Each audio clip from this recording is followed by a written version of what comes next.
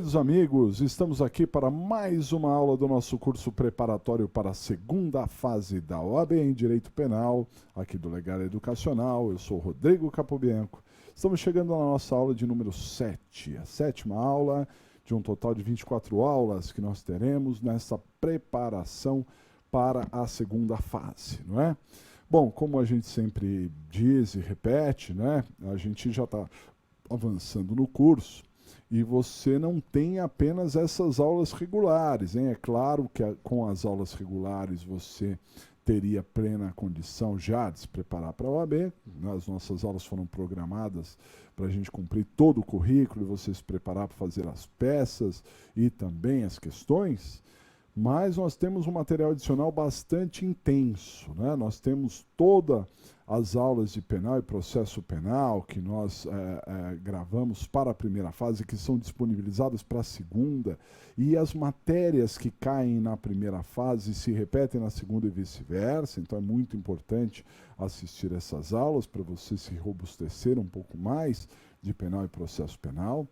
Nós fizemos uma sequência de aulas também sobre questões, especificamente sobre questões. São 64 testes que já caíram na OAB, cobrindo 16 exames, né? 16 exames, bem emblemático isso, né? Bastante exame que já caiu, em que a gente explica o porquê das coisas, o porquê do gabarito, como responder, como deixar de responder. Isso vale muito a pena. Aliás, nós temos pedido para vocês fazerem primeiro, antes de assistir essas aulas de aprimoramento, de aperfeiçoamento, para que vocês façam as questões que estão na sua apostila, né? E depois assistam a aula. Mesma coisa a gente fala sobre as peças, né? Primeiro faz e depois assiste a nossa correção aqui, que nós passamos aqui para vocês.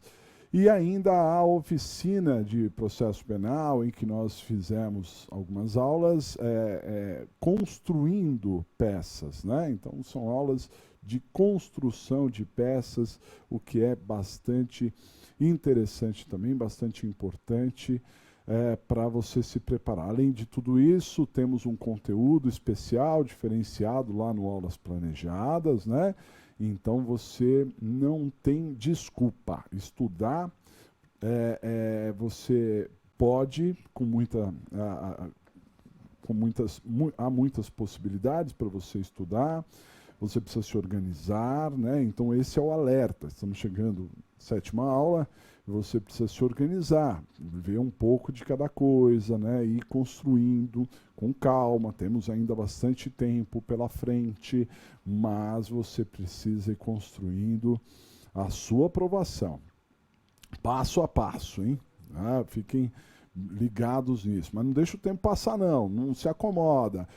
Não, eu estou com muito trabalho agora, mas na semana que vem eu consigo voltar a estudar. Não fica um dia sem estudar, hein? Nem um dia. Pode ser que um dia ou outro, diante de várias dificuldades que todos nós enfrentamos no dia a dia, pode ser que um dia ou outro você tenha um tempo bastante reduzido, mas todo mundo tem 15 minutos, todo mundo tem meia hora, nem que seja para tirar do sono, para poder ler alguma matéria, para poder ver algum vídeo. Então não deixem de estudar, ok? Nenhum dia. E os dias que vocês tiverem mais tempo, aproveitem. Não se premie, não. Ainda não é hora de se premiar. Depois que passar na OAB, aí você se premia. Agora não. Agora não pode perder tempo. Se você tiver um dia longo aí, em que você conseguiu se organizar para estudar, estude mesmo. Dá para estudar 10 horas? Estude 10 horas. Porque haverá dias que você não vai conseguir estudar muito. Então um dia vai compensar o outro. Ok? Muito bem, vamos dar início, como a gente sempre diz, né? A primeira parte a gente vai falar de questões doutrinárias, né? É um tema bastante interessante hoje de processo penal, e depois nós vamos resolver um exercício aí que já ficou desde a outra aula, para que vocês fizessem o raio-x e o esqueleto. Vamos dar uma olhada. Então estamos aqui na nossa sétima aula, né? E nós vamos tratar dos recursos. Vamos falar dos recursos. Recursos no processo penal, né? E desse tema recursos, eu queria lembrar para os senhores, né, eu vou dar um panorama geral aí sobre os recursos, mas eu queria lembrar para os senhores que existe uma parte geral dos recursos. Existem assuntos que são tratados de forma geral, que servem para todos os recursos em espécie, né? Se vocês pegarem o Código de Processo Penal, vocês vão ver lá o título destinado aos recursos a partir do artigo 574.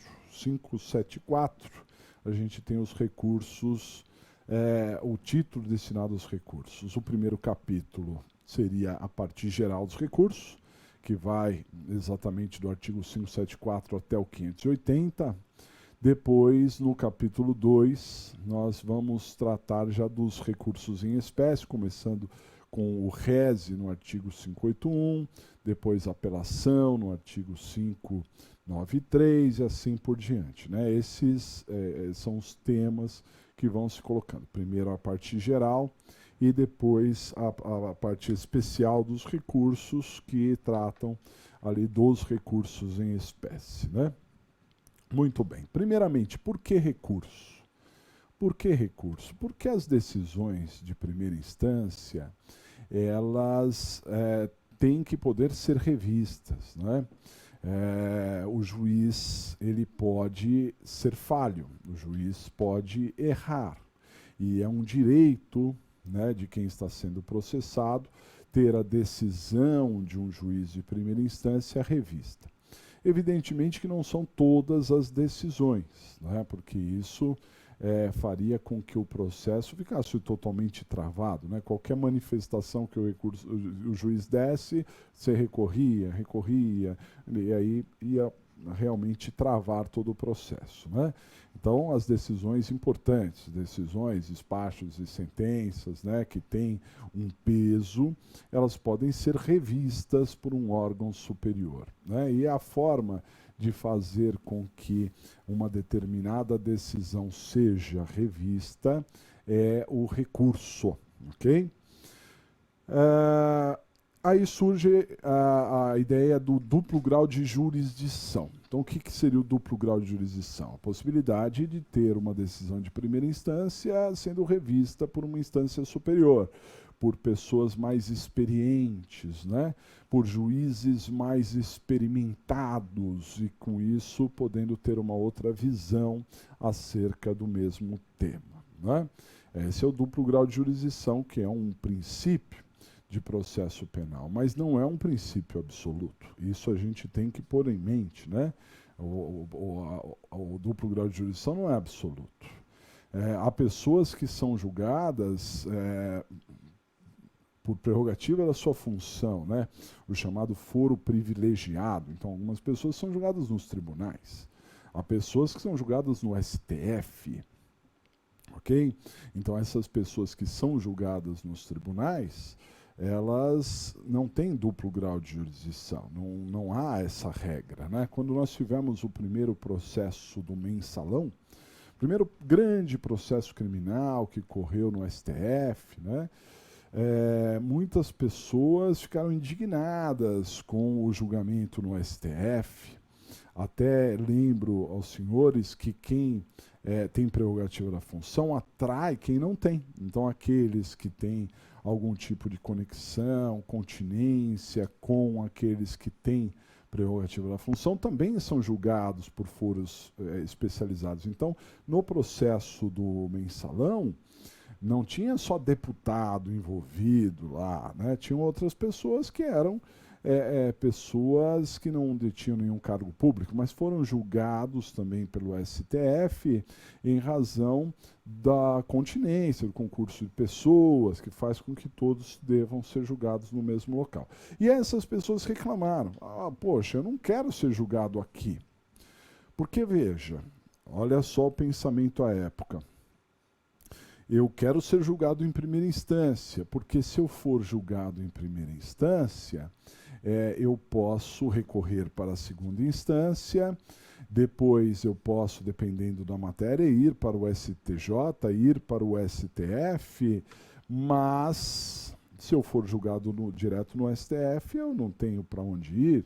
Alguns até diziam que iam para o Tribunal Penal Internacional, que era uma grande balela, né? Não se vai para o Tribunal Penal Internacional, não tem nenhuma sequência, nenhuma jurisdição acima do STF. Outros assuntos, crimes contra a humanidade, que não são julgados pela justiça brasileira, ou que a justiça brasileira negligencia, né?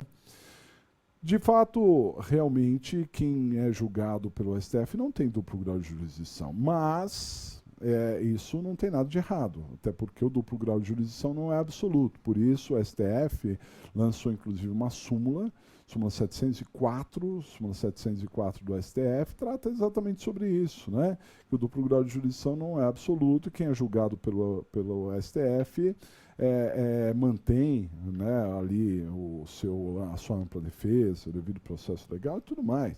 Porque, afinal de contas, ser julgado pelos juízes mais experientes do Brasil, pela cúpula da justiça brasileira, você pode até discordar, né, da capacidade de alguns ministros, você tem todo esse direito, mas devemos convir que a cúpula da justiça está lá no STF. E ser julgado por alguém mais experiente, mais preparado, é muito mais conveniente do que ser julgado por outras pessoas que não são tão preparadas assim, né? Então não tem nada de errado, hein? A prerrogativa da função de julgar no tribunal, mesmo não tendo duplo grau de jurisdição. Mas, a grosso modo, a grande maioria, a esmagadora maioria das pessoas processadas e julgadas são julgadas em primeira instância, podendo ter realmente esse duplo grau de jurisdição e utilizar de recursos, né, para que possam ascender ali a uma nova ótica, uma nova visão sobre determinados assuntos, né? Tudo bem? Certinho? Legal. Então, aí nós temos o recurso para exercer esse duplo grau de jurisdição. E como eu estava dizendo para vocês, na parte geral dos recursos, tem uma parte geral dos recursos, tem alguns assuntos genéricos que servem para todos os recursos, que são importantíssimos, caem na prova, caem nas questões, caem também nas peças, tem que ficar atento, que são os efeitos dos recursos. Quando a gente entra com recurso, a gente tem que ver qual efeito que eventualmente ele tenha, e os chamados pressupostos recursais, né? E a gente precisa analisar um pouquinho mais detalhadamente esses dois assuntos genéricos. Dá uma olhada. Então, sobre a parte geral dos recursos, né, nós temos aquilo que se chama de pressupostos recursais e também os efeitos. Pressupostos recursais e efeitos, né? Sobre os pressupostos recursais, podemos dizer que os pressupostos recursais são objetivos e também subjetivos. Objetivos e subjetivos, né? E vamos analisá-los todos. Quais são os pressupostos objetivos e também quais seriam os chamados pressupostos subjetivos. Sobre os pressupostos, né, são características que um recurso deve ter para que ele seja conhecido, analisado. Às vezes você pega uma decisão, um acordo, que diz assim: não conhecemos do recurso. Não conhecemos do recurso significa que nem analisado foi. Faltou pressuposto recursal. Não tinha presente um pressuposto recursal e por isso sequer foi analisado. O mérito do recurso não foi analisado. Ok? Então, esses são os chamados pressupostos recursais. Quem é que faz análise dos pressupostos recursais?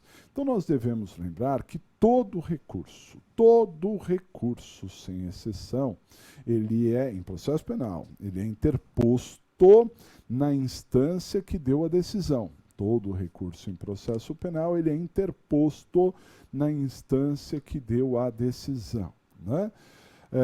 Assim sendo, imagine que o réu foi condenado, tá certo? Se o réu foi condenado por um juiz de primeira instância, nós podemos não concordar com essa decisão do juiz de primeira instância e interpor uma apelação, correto? Agora, onde que nós vamos interpor? Para o próprio juiz que condenou, porque toda decisão no processo penal deve ser interposto na instância que deu a decisão. Ok? Então, quem deu a decisão foi o juiz, então eu vou apelar para o juiz. Eu vou dizer, olha, excelência dessa decisão, não se conformando, vem interpor a apelação. Essa é a regra, ok? E quem é que vai fazer a primeira análise, então, de pressupostos recursais? É o próprio juiz recorrido, chamado de juízo aquó. Juízo aquó é o juízo recorrido. Então, se eu interpus apelação para o juiz, é o juiz que vai analisar se estão presentes os pressupostos. E muitas vezes o juiz dá um despacho, aliás, um despacho bastante singelo, muito simples, dizendo assim: recebo o recurso. Se o juiz der um despacho assim, recebo o recurso, mandando processar o recurso, nas entrelinhas ele está dizendo que estão presentes os pressupostos recursais. É como se ele dissesse: analisei e verifiquei que todos os pressupostos recursais estão presentes, portanto, recebo o recurso, determino o processamento do recurso. Né? Apresente as razões, depois a outra parte apresente as contrarrazões, ele vai aglutinar ali todas as regras do recurso e então aquilo subirá para o tribunal. Ok? Se ele não conhecer do recurso, se ele não receber, não é porque os pressupostos, algum pressuposto não está presente. Correto? Muito bem. Essa é a primeira análise de pressupostos recursais. Mas ainda há uma segunda. Se o juízo aquó, que é o juízo recorrido, faz análise de pressupostos recursais, o juízo adquem, ou seja, o juízo para quem nós estamos recorrendo, a superior instância, também faz a análise. Então, muitas vezes o juiz recebe o recurso, manda processar, o recurso sobe à superior instância e o tribunal não conhece do recurso. Aí vem um acórdão exatamente nesse sentido, né? Não conhecemos do recurso. Então, se o tribunal disser que não conhece do recurso, é que o tribunal está dizendo que está faltando algum pressuposto recursal. Ah, mas o juiz disse que eles estavam presentes. São duas análises. Não precisa, só porque o juiz já recebeu, então tem que seguir até o final, não.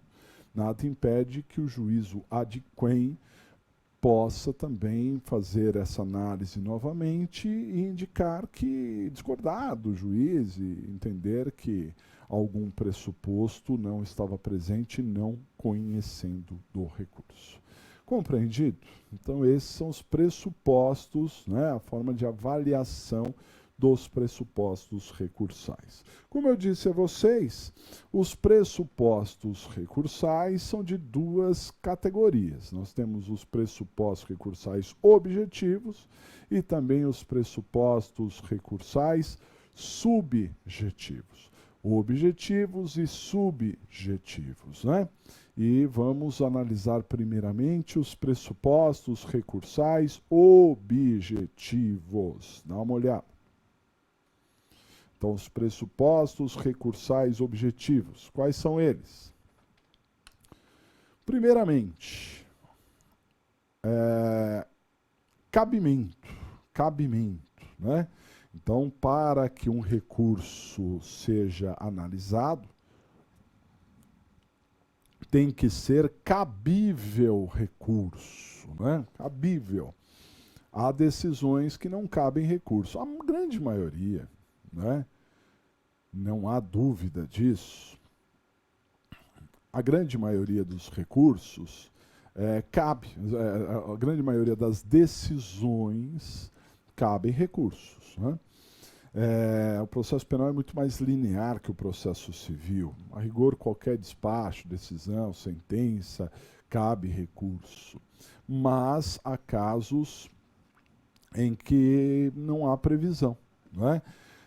Por exemplo, decisão que arquiva inquérito policial. Decisão que arquiva inquérito policial não cabe recurso, embora o inquérito, uma vez arquivado, poderá ser desarquivado com novas provas. Né? Poderá ser desarquivado com novas provas, desde que não tenha ocorrido a prescrição. Mas recurso não cabe. Decisão do juiz que recebe a denúncia ou queixa. Se o juiz rejeitar a denúncia ou queixa, cabe recurso, sim, né? Cabe rese, em regra geral, né? Recurso em sentido estrito.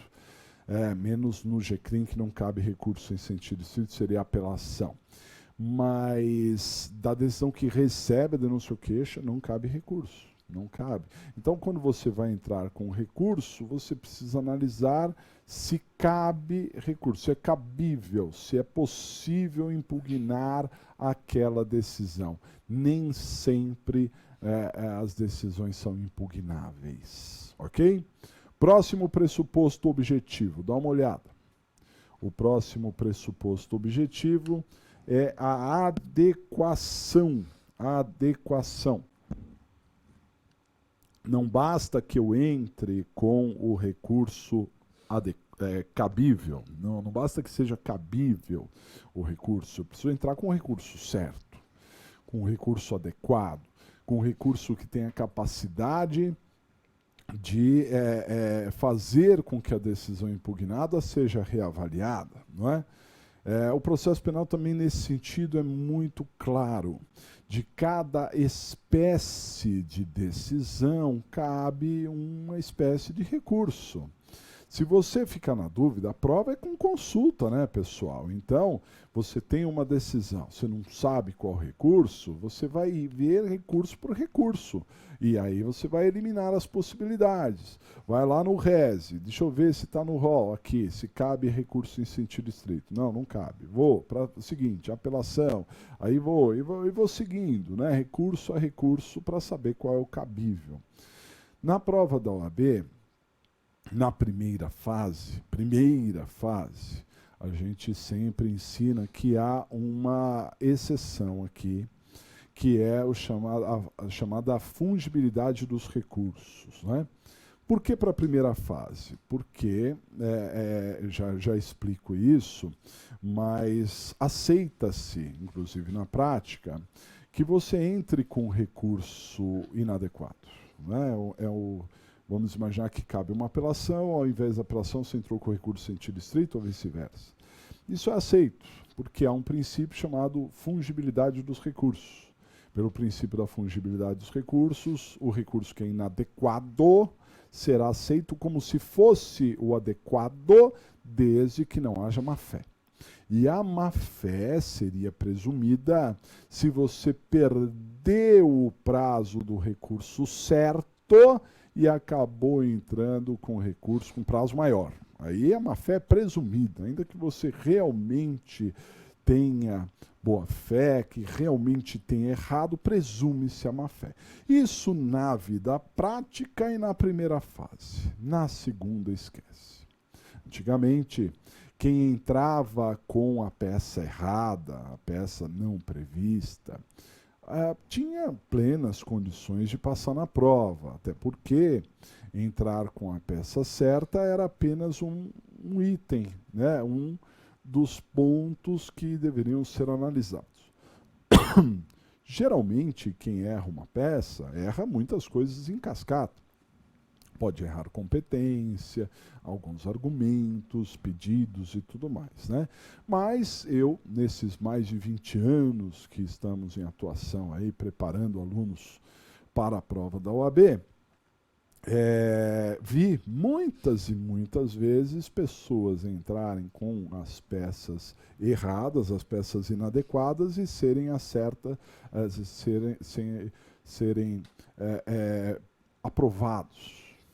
Mas isso não tem sido a tônica nos últimos anos. O entendimento atual da OAB é que se você errou a peça, você dançou. Ponto. E há casos, inclusive, de errar o nome da peça. Só de errar o nome da peça já seria o suficiente para você realmente ser eliminado, né? Lembro aos senhores de um aluno, um grande aluno, um ótimo aluno, né? Que posteriormente a esse fato passou na prova, já é advogado há um bom tempo, e quando caiu agravo em execução, ele sabia do agravo, conhecia muito bem, conhecia os artigos, conhecia tudo, sabia muito bem, estava muito bem preparado, mas por conta do nervosismo, da desatenção, de um pouco mais de, vamos dizer, experiência ou traquejo em outras áreas que não fosse a penal, ao invés de colocar agravo em execução, colocou embargos à execução. Um erro material, um erro de grafia. E foi o suficiente para a reprovação. Não aceitaram, argumentou muito bem, fez a peça muito bem, colocou ali a fundamentação adequada, mas o nome estava errado. Pronto, dançou. Então, nós vamos fazer todos os esforços para acertar a peça, né? Para que você, se for o caso, aqui na aula estamos falando dos recursos, né? Para que você entre com recurso adequado. Não tem que entrar com recurso adequado, porque senão você tem, assim, mínimas chances de passar, ok? Tudo bem? Vamos treinar, não esquenta a cabeça, você vai saber fazer a peça certa, né? Tenho certeza disso, com um pouco mais de atenção, você vai entrar com a peça que seja adequada, cumprindo esse pressuposto recursal. E se eventualmente, da mesma decisão, couber mais de um recurso, e cabe às vezes, por exemplo, de um mesmo acórdão, pode caber recurso especial para o STJ, extraordinário para o STF, do mesmo acórdão pode caber recurso especial ou embargos de declaração, da mesma decisão, de uma sentença, uma apelação, embargos de declaração, então a OAB seria obrigada a aceitar as duas peças. Se couber duas peças, ela seria obrigada a aceitar as duas peças, como isso já foi evidenciado, já caiu em provas passadas, né? Muito bem. O próximo pressuposto, que na prática é o mais aplicado, né, assim, o mais analisado, é esse aqui, ó, dá uma olhada.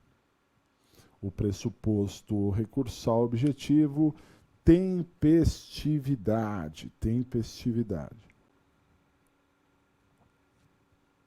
O que quer dizer isso, né? Tem que entrar com recurso tempestivo, no prazo certo, não é?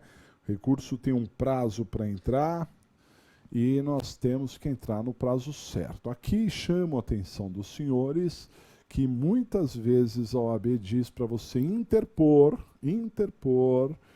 no último dia do prazo. Então, além de você saber o prazo do recurso, cada recurso tem um prazo, você teria que muitas vezes interpor no último dia do prazo. Isso também tem sido uma tônica, isso também tem sido avaliado na OAB, né? O recurso ele tem um prazo para ser interposto por conta da segurança jurídica. A partir do momento que há uma sentença, uma decisão, essa sentença, essa decisão precisa ganhar publicidade, as pessoas precisam saber que essa decisão existe e depois de saber dessa decisão, tem que ter um prazo para poder impugnar, né? Mas não é para sempre, fica um prazo ali já previsto e aqueles que se sentirem incomodados recorram. Agora, se passou o prazo, não pode recorrer mais, se torna intempestivo, alcança o trânsito em julgado, né? Com o trânsito em julgado não se recorre mais, né? Essa seria uma ideia importante aí de tempestividade, né? Próximo pressuposto objetivo é esse aqui, ó, dá uma olhada. O próximo pressuposto objetivo é a regularidade procedimental. O que seria a regularidade procedimental? Significa que cada recurso tem uma característica própria, detalhes próprios e que devem estar presentes no recurso, porque se não tiverem, o recurso não será aceito, né? Aqui no processo penal, os mais emblemáticos são o recurso especial e extraordinário, que precisam de pré-questionamento. Então, o pré-questionamento é uma condição sine qua non para que o recurso seja analisado. E qual seria esse pressuposto? Seria a regularidade procedimental. Faz parte da regularidade procedimental desses recursos que eu mencionei, o pré-questionamento. Não tendo o pré-questionamento, logo não temos a regularidade procedimental. Compreendido? Muito bem. Lembrando que o recurso extraordinário, né, além do pré-questionamento, tem que ter também a repercussão geral, né, que faria parte da regularidade procedimental. Okay? E outras características, né, que cada recurso vai ganhando ali a partir do momento que você deve entrar, tem que saber a estruturar o seu recurso. E o último dos pressupostos objetivos é esse aqui, ó. O último pressuposto na verdade, é uma ausência, né? O último pressuposto é uma ausência. A ausência de fato impeditivo ou extintivo ao direito de recurso. Ausência de fato impeditivo ou extintivo ao direito de recurso. Ok? Que seria, o que é isso? Bom, eu só posso entrar com recurso se eu não estiver impedido de entrar com recurso, né? Tem que ter ausência de um fato impeditivo.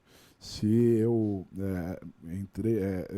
renunciei a um recurso, por exemplo, eu não posso entrar com recurso, estou impedido de entrar com recurso, né, porque houve uma renúncia ali.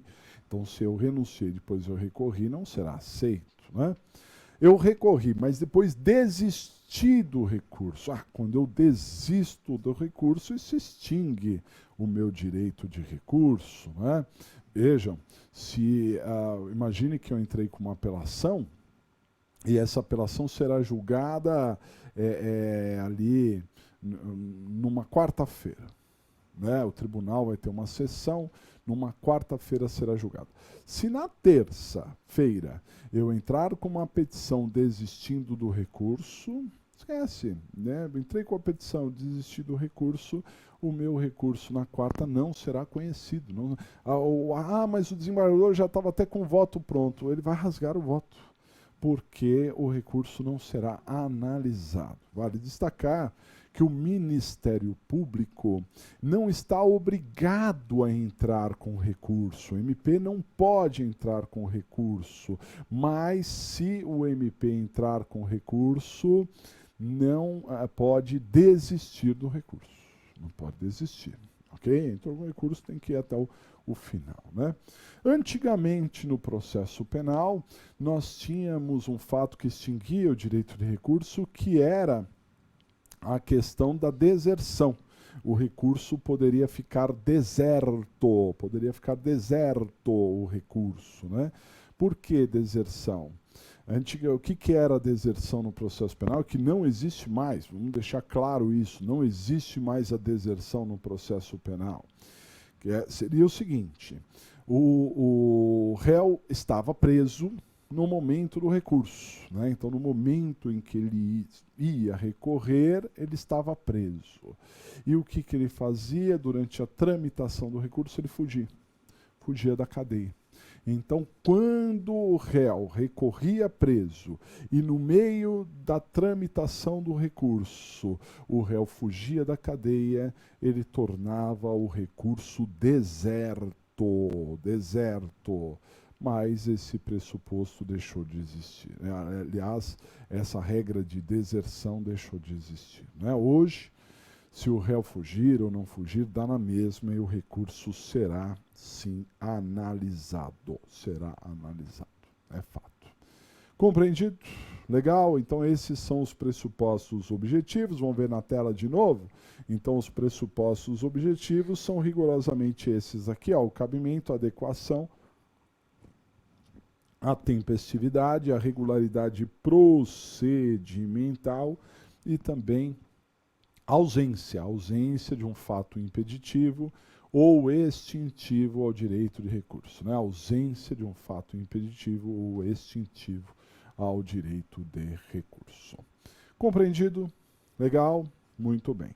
Esses são os pressupostos objetivos. Mas eu queria chamar a atenção dos senhores para os subjetivos, os pressupostos recursais subjetivos, né? Porque há uma tendência maior de cair na prova, né? Já caiu mais do que os pressupostos objetivos. Na verdade, os pressupostos subjetivos são apenas dois. Vamos dar uma olhada. Os pressupostos subjetivos são a legitimidade e o interesse. Então, esses são os dois pressupostos subjetivos, a legitimidade e também o interesse. Apenas dois pressupostos, né? Mas que tem uma tendência de cair maior do que os pressupostos objetivos. Explico. Primeiro, a legitimidade. Quem é que tem legitimidade para recorrer, né?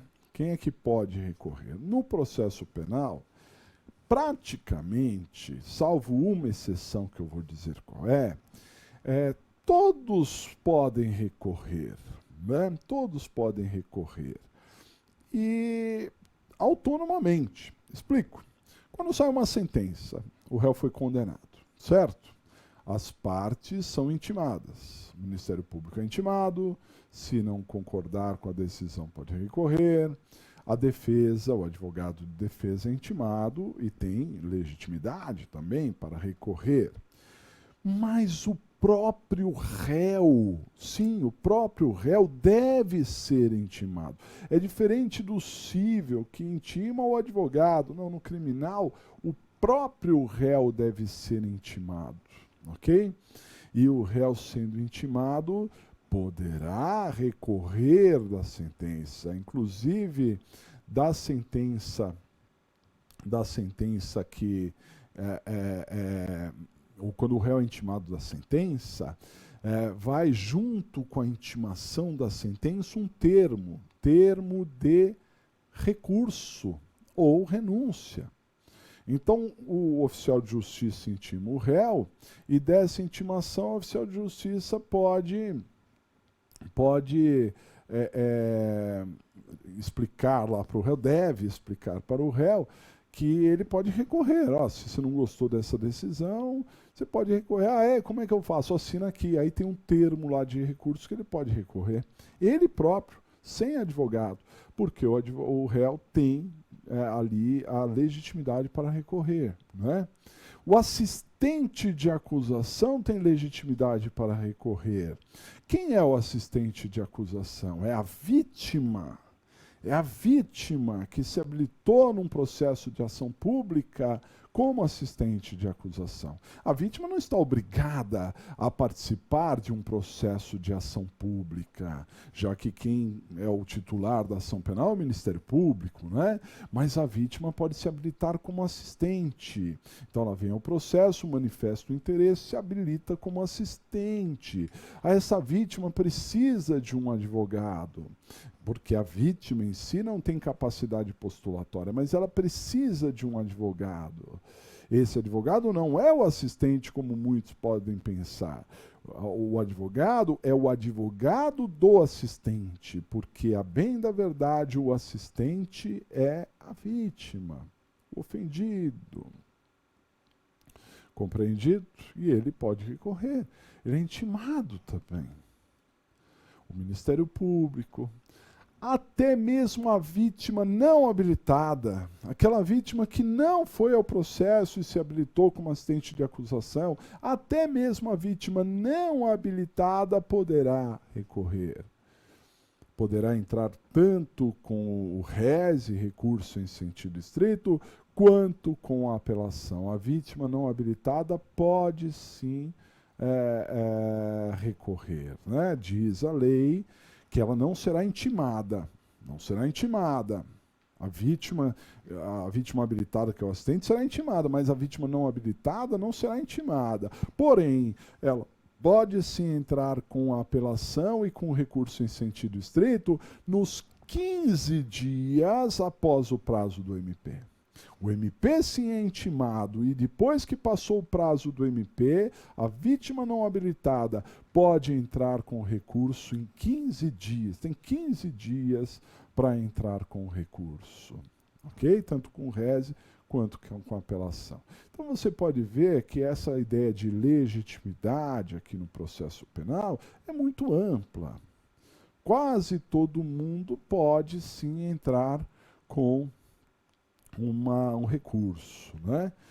Uma exceção, o Ministério Público, o MP, não poderá entrar com recurso, o MP não pode entrar com recurso em ação exclusivamente privada. Então, o Ministério Público não pode entrar com recurso quando a ação for exclusivamente privada. Ok? Quando a ação for exclusivamente privada, o MP não pode entrar com recurso. Perfeito? Ele não tem legitimidade. Ele é apenas o fiscal da lei. Compreendido? Bom, o segundo pressuposto subjetivo é muito interessante. Dá uma olhada. O segundo pressuposto subjetivo é o interesse. Falamos da legitimidade, né? Agora vamos falar um pouco do interesse. Para que um recurso seja conhecido, ou seja, para que um recurso seja analisado, devemos ter ali interesse em recorrer. Quem é que tem interesse em recorrer? É quem foi sucumbente. Quem tem interesse em recorrer é quem foi sucumbente, é quem perdeu, ainda que tenha perdido em parte. Então, quem perdeu, ainda que tenha perdido em parte, é que é sucumbente. Ok? Então, vamos imaginar: o réu foi condenado, ele não queria ser condenado, ele queria ser absolvido, então ele é sucumbente. Então ele tem interesse, né? O réu foi absolvido. O MP pode recorrer, tá certo? Agora vamos lá, o réu foi condenado, o MP pode recorrer? Pode, se tiver interesse. E, claro, portanto, se foi sucumbente. Porque se o MP não foi sucumbente, não pode recorrer. O MP não sucumbente não pode recorrer. Ok? Então vamos imaginar que o MP tenha pleiteado uma pena de 10 anos, uma hipótese, 10 anos. O juiz deu 5. Vamos imaginar que o MP tenha pleiteado um regime fechado, o juiz deu um semiaberto. Tudo isso mostra que o MP foi sucumbente, ele queria outra coisa. Então ele pode recorrer? Pode. Então se o MP recorrer, a pena pode ser aumentada? Pode. Mas isso não é reformatio impegius? De jeito nenhum. A reformatio impegius, que é proibida, fiquem atentos ao artigo 617 do Código Penal, 617. O artigo 617 do Código de Processo Penal diz lá que não pode haver reformatio impegius. Quando só a defesa recorre, prestem atenção, quando só a defesa recorre, não pode piorar a situação do réu. Então, vamos imaginar, o MP pleiteou 10 anos. O juiz condenou a 5. O MP não recorreu. Tudo bem, ele queria 10 anos, mas 5 anos tá bom. O réu não gostou. O réu apelou, querendo ser absolvido. Aí bateu o recurso no tribunal, o tribunal disse, seguinte, não vamos absolver o réu não, ele é culpado, ele foi condenado corretamente. E digo mais, o MP tinha pleiteado 10 anos, e essa seria a pena correta, 10 anos, portanto vamos aumentar a pena. Pode? De jeito nenhum, porque isso chama reformatio impegius. A pena não pode piorar na ótica do réu se só o réu recorreu. No máximo vai ficar igual, no máximo vou manter a sentença como estava, mas piorar não, porque isso é reformácio império. E também não se aceita, isso você deve guardar, é importante, também não se aceita a reformácio império indireta, que tem a reformácio império direta e a indireta. A reformácio império direta, isso eu expliquei, o réu foi condenado, ele recorre e já de cara piora a situação dele, não pode. Se o MP recorrer, pode piorar. Mas se só a defesa recorreu, não pode piorar, não. Isso seria a reformácio império direta. E a reformácio império indireta também é proibida. Imagina que só o réu recorreu e conseguiu anular a sentença. Tinha um vício ali, anulou a sentença, anulou o processo e, portanto, ganhou o recurso. Ganhou o recurso. Mas, o que aconteceu? Começou de novo o processo, porque foi anulado, e quando foi dar a sentença, o juiz deu uma pena maior, deu um regime mais rigoroso. Pode o juiz, tendo em vista que o processo foi todo anulado, pode o juiz dar uma nova sentença com pena maior? De jeito nenhum, porque isso é reformácio império indireta. Em outras palavras, só o réu recorreu. Se ele se conformasse com aqueles 5 anos, por exemplo, ele não recorreria, apenas seria de 5 anos. Mas só ele recorreu, ele conseguiu que o tribunal anulasse o processo, começou novo processo e ele foi condenado a 6. Então era melhor não ter recorrido. Se só o réu recorreu e o processo foi anulado, uma certeza nós temos. No segundo processo não pode piorar a situação, porque é proibida a reformácio império indireta. Então, no máximo, a pena vai ficar igual, ou vai melhorar a situação do réu. Piorar não, porque isso seria reformácio império. Direta ou indireta, as duas proibidas, né? Artigo 617 do CPP, fiquem atentos, esse é um assunto muito importante, cai com alguma frequência. Compreendido? Bom, só para finalizar, eu pergunto, o réu foi absolvido, dessa sentença absolutória ele pode recorrer? Resposta sim. Da sentença absolutória ele pode recorrer se ele tiver interesse. E quando é que ele vai ter interesse? Se ele for sucumbente. Mas espera aí, professor, ele foi absolvido. Se ele foi absolvido, logo ele ganhou o processo. Acontece que tem várias motivações para uma absolvição. E dependendo da motivação, isso pode ter reflexos na vida civil do réu.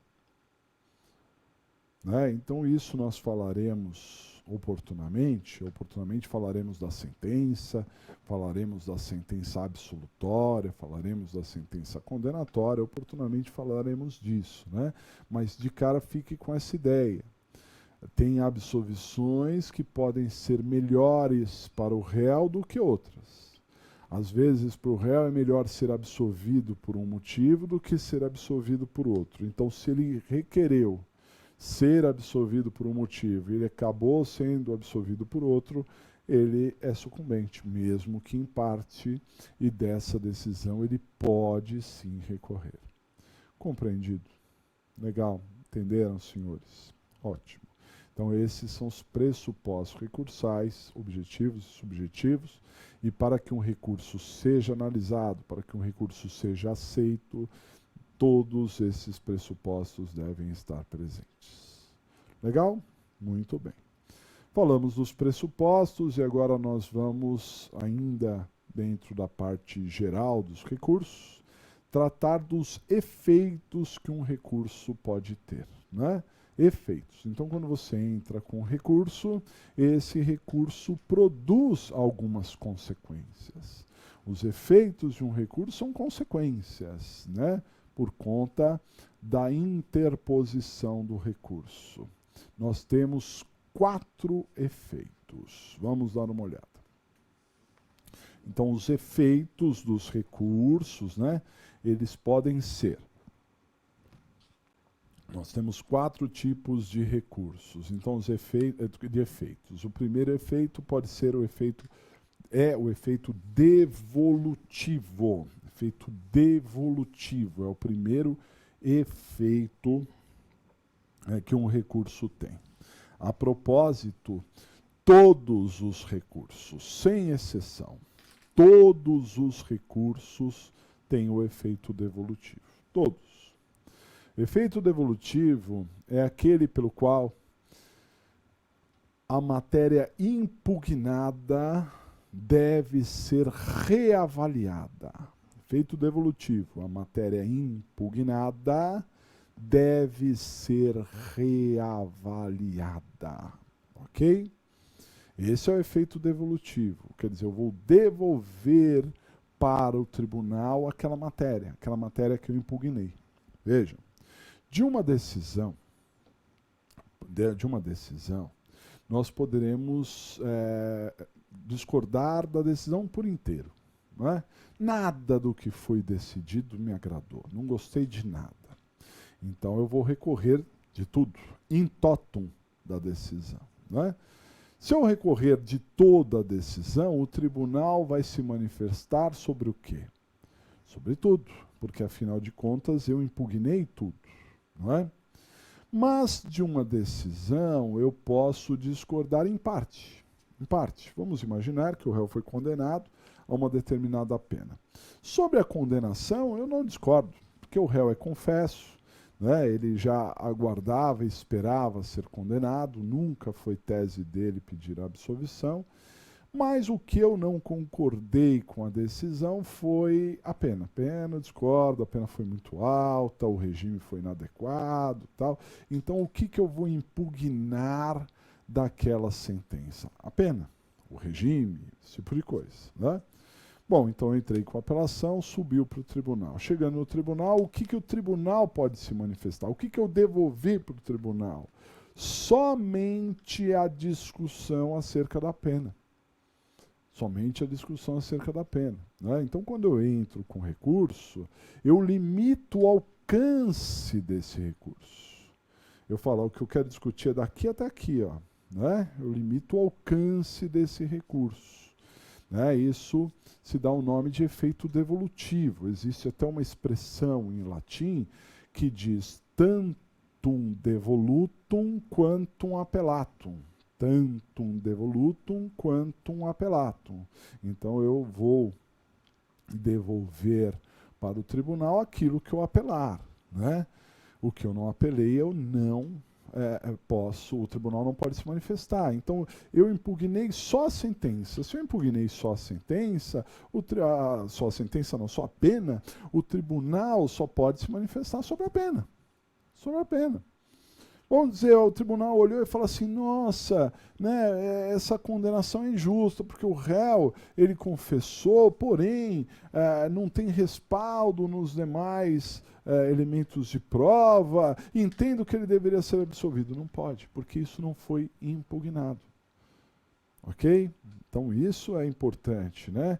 O tribunal se manifesta sobre o que eu impugnei, sobre o que eu não impugnei, o tribunal não se manifesta.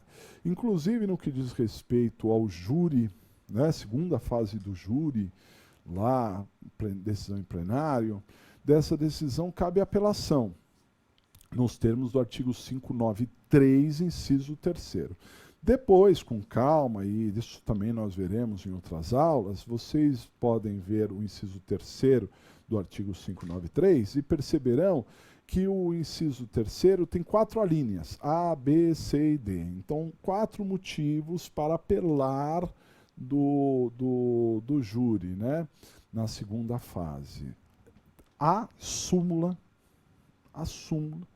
dizendo que se você apelar com base na linha A, o tribunal só analisa a linha A. Se você quer a linha B também, você tem que apelar, interpor apelação com base no A e B. Ah, eu queria A, B, C e D, então tem que apelar falando da linha A, B, C e D. Porque se você falar só da A, B, C, a D não será analisada, que é o efeito devolutivo, né? Essa regra aí do efeito devolutivo tem uma exceção. que são, na verdade, as questões de ordem pública. Então, tem algumas questões de ordem pública que elas podem ser determinadas de ofício.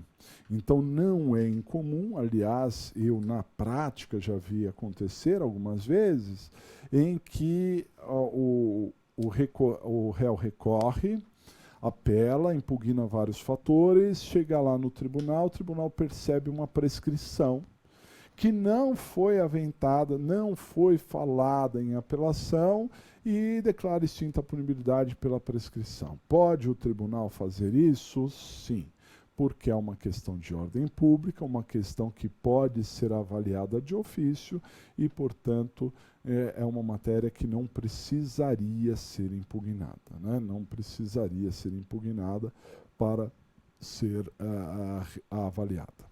Compreendido? Muito bem. Isso é efeito devolutivo.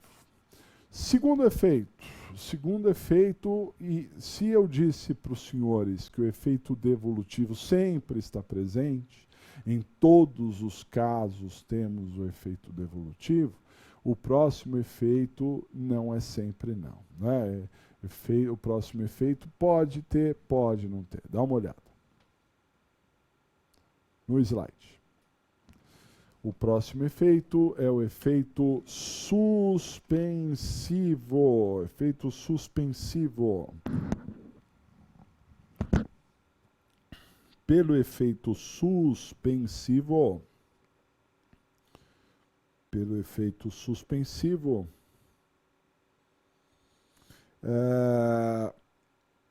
a decisão impugnada não produzirá consequências imediatas, né? Faz com que a decisão impugnada não produza efeitos imediatos, né? Então imagine o seguinte, o réu foi condenado. Qual é o efeito principal de uma sentença condenatória? É a pena. Se ele foi condenado, ele receberá uma pena. Perfeito? Muito bem. Só que às vezes o réu recorre e não precisa cumprir a pena. Não precisa. Então, por exemplo, o réu foi condenado a uma pena privativa de liberdade, mas não vai para a cadeia. Não vai para a cadeia. Não precisa ir para a cadeia. Porque o juiz diz na própria sentença o seguinte: após o trânsito em julgado, espeça-se mandado de prisão. Após o trânsito em julgado, espeça-se mandado de prisão. Tá certo? Então isso significa que enquanto não transitar em julgado, enquanto o réu recorrer, aquela decisão não terá aplicabilidade imediata, não terá consequências imediatas e, a bem da verdade, talvez não tenha consequência nunca.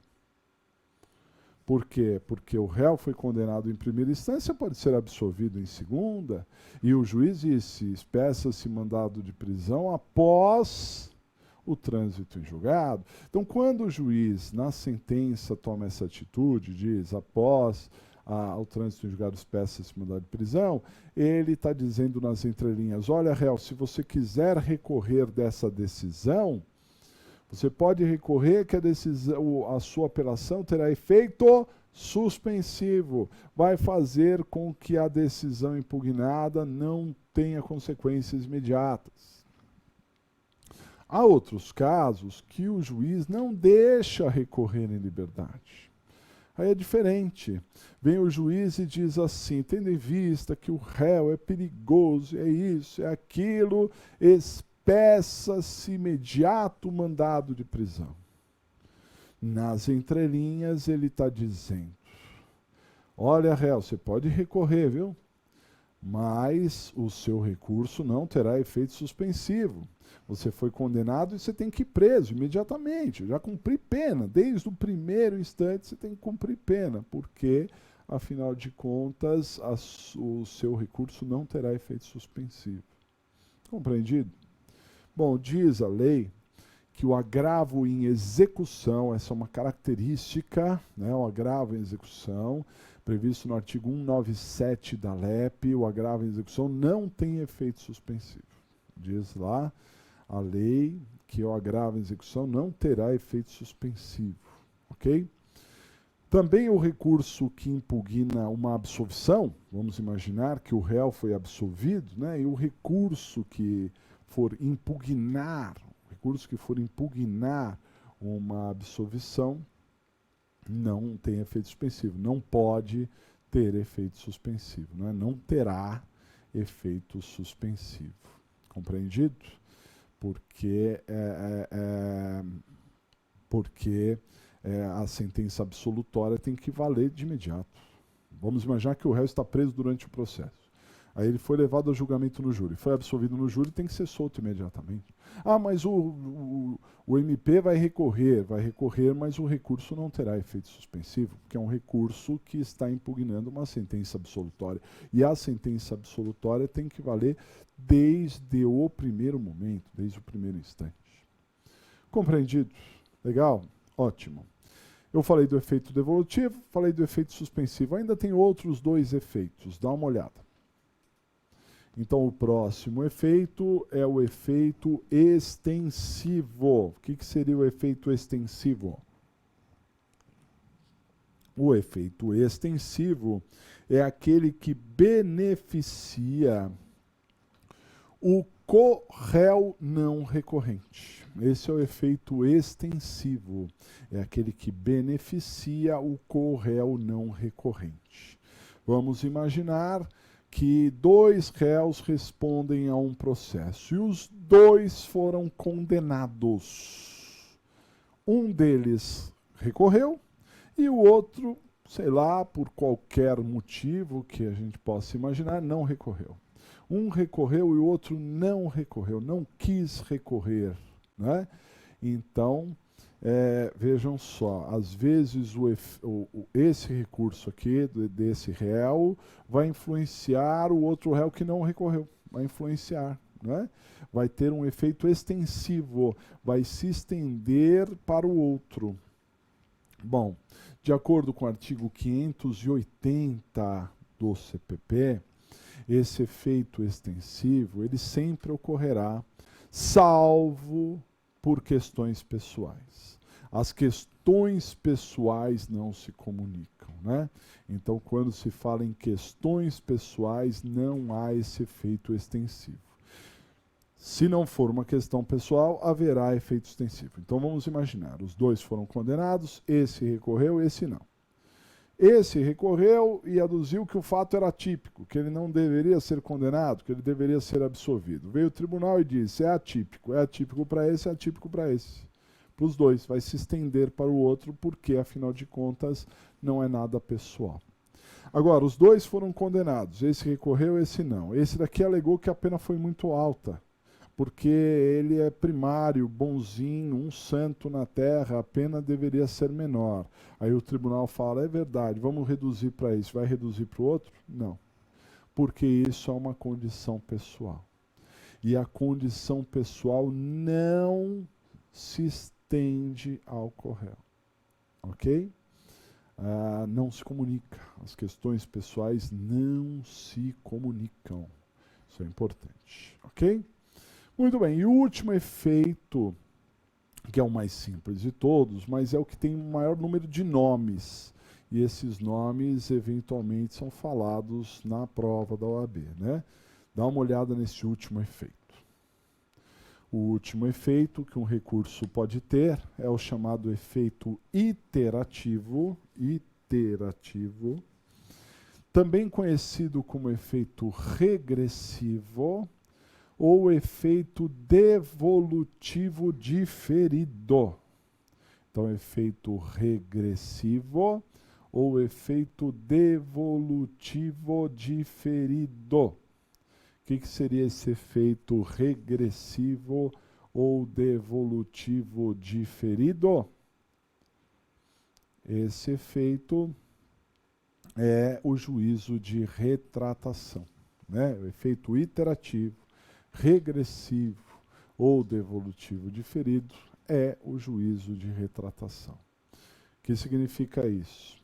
O juiz que deu a decisão poderá voltar atrás na decisão, né? Poderá se retratar, juízo de retratação.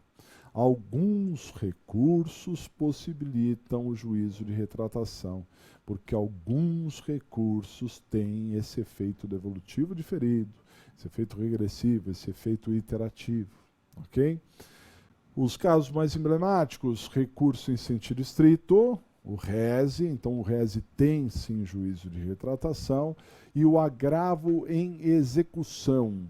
O agravo em execução também tem juízo de retratação. E um detalhe importante, que se cair na prova, tanto o recurso em sentido estrito quanto o agravo em execução, seja na peça principal, seja nas questões, você não pode esquecer de mencionar o juízo de retratação.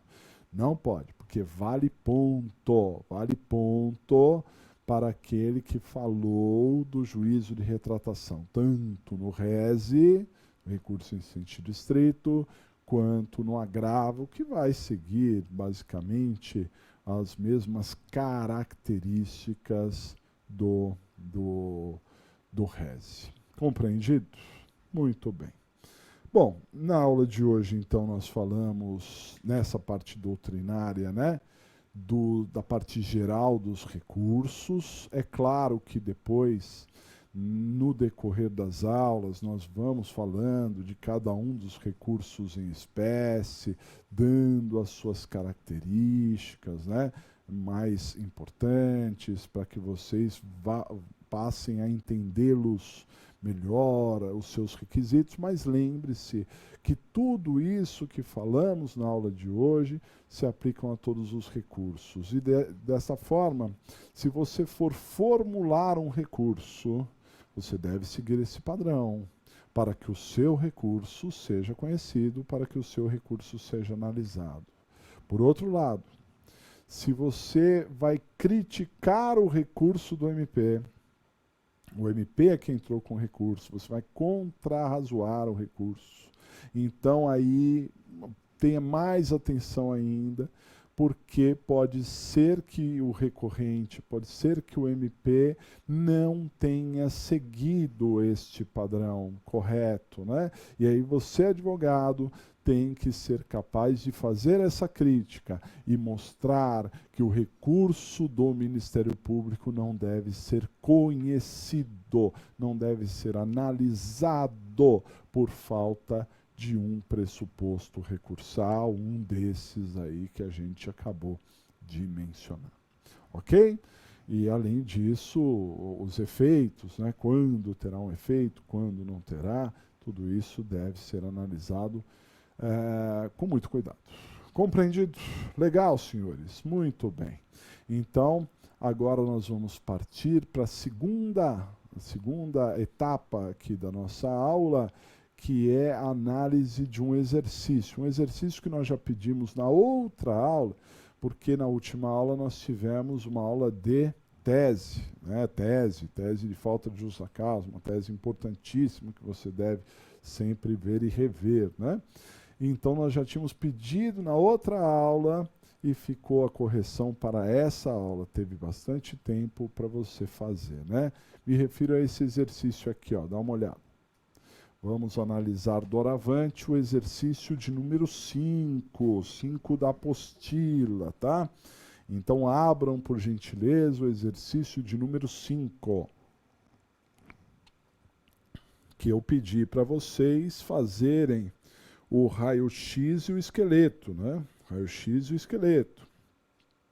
Então teria que fazer aí o raio-x e o esqueleto do problema número 5. E a propósito, como a gente tem feito nas últimas aulas, né? Lembro, senhores, se você eventualmente não resolver o raio-x e o esqueleto do problema número 5, pause este vídeo, né? Não continue, pause, porque o ideal seria sempre você primeiro tentar resolver.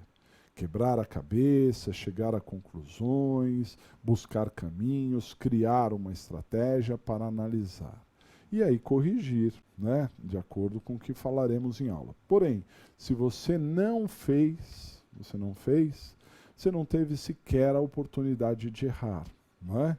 E se você vai fazer pela primeira vez, já com o gabarito em mãos, já corrigido da forma com que eu estou mencionando, aí fica difícil de ter dúvidas, né? E aí a dúvida vai surgir no dia da prova. Por isso é interessante sempre tentar fazer o exercício antes, raio-x, esqueleto. Não é para entregar, mas é para tentar ver e analisar antes. Perfeito. Dito tudo isso, vocês abriram aí o exercício número 5. Então eu vou ler com vocês para que a gente faça o raio-x e o esqueleto desse problema número 5. Dá uma olhada. Desejando comprar um novo carro, Leonardo, jovem com 19 anos, isso é importante, idade do réu, né?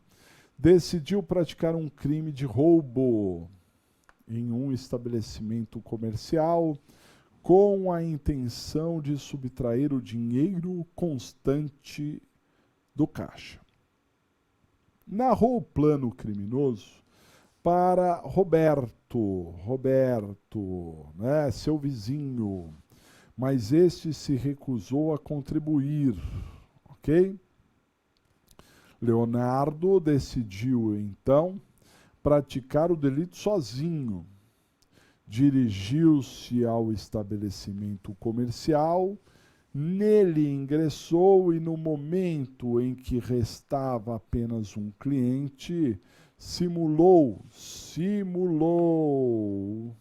portar arma de fogo e o ameaçou de morte, o que fez com ele saísse já que a intenção de Leonardo era apenas subtrair os bens do estabelecimento. Então ele ameaçou lá um cliente e o cliente foi embora porque, na verdade, o Leonardo não queria pegar os bens do cliente, sim do estabelecimento comercial. Leonardo, em seguida, consegue acesso ao caixa, onde fica guardado o dinheiro.